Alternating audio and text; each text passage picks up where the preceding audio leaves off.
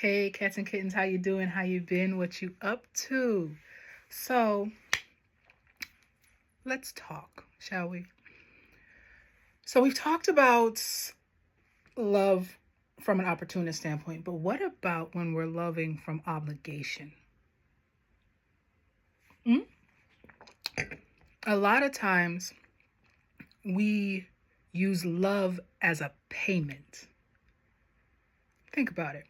This person is so good for me. This person does so much for me. This person is so great. I have to love them, even when internally you know that you don't. You know that you may care for them. You may want really badly for this to be it, right? You want really badly for this to be love, but it's that opportunity. If I don't perform love, even if I don't necessarily feel it, I'm trying to make myself feel love, but I'm performing love so that I can continue receiving what this person is doing for me, so that I can continue getting the benefits of this person loving me. And I think a lot of times we stay in situations or we turn from situations that are truly love to create partnerships of obligation based on opportunity. Aha. My throat's a little numb. So think about it. You get this person, right? And this person is doing all of the things and it makes you feel great. You're bypassing your wounds, right?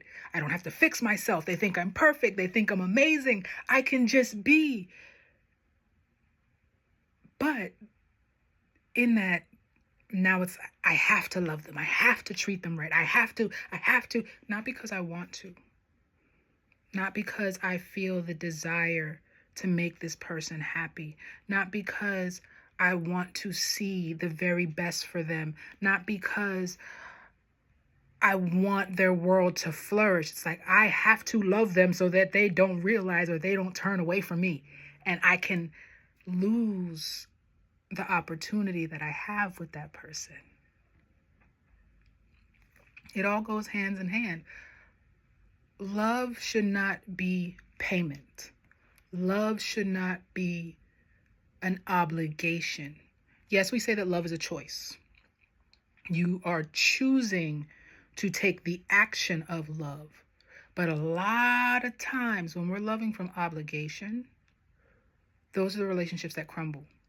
It may seem perfect in the beginning. It may seem great and it's matching all the bells and whistles and checking all the boxes.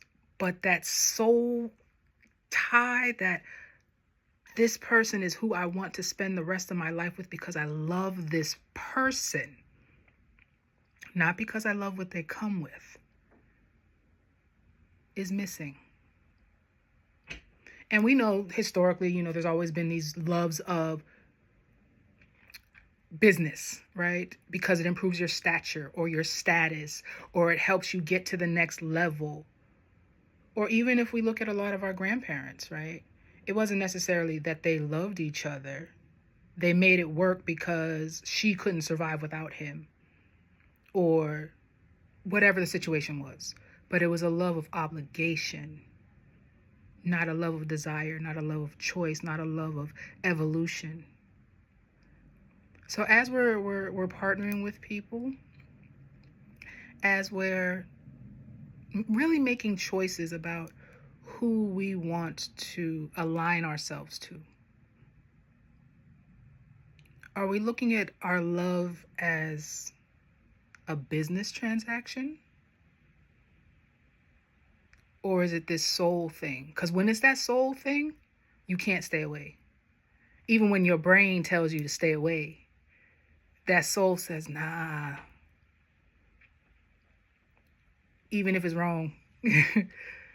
even if, and sometimes people will be like, that's toxic. And it's really, there are situations where, but that's not what I'm talking about. You know the difference when it's like, that person has a piece of me, and no matter where I go and no matter what I look at or who I look for, there's always a piece of me that wants to go back to that person.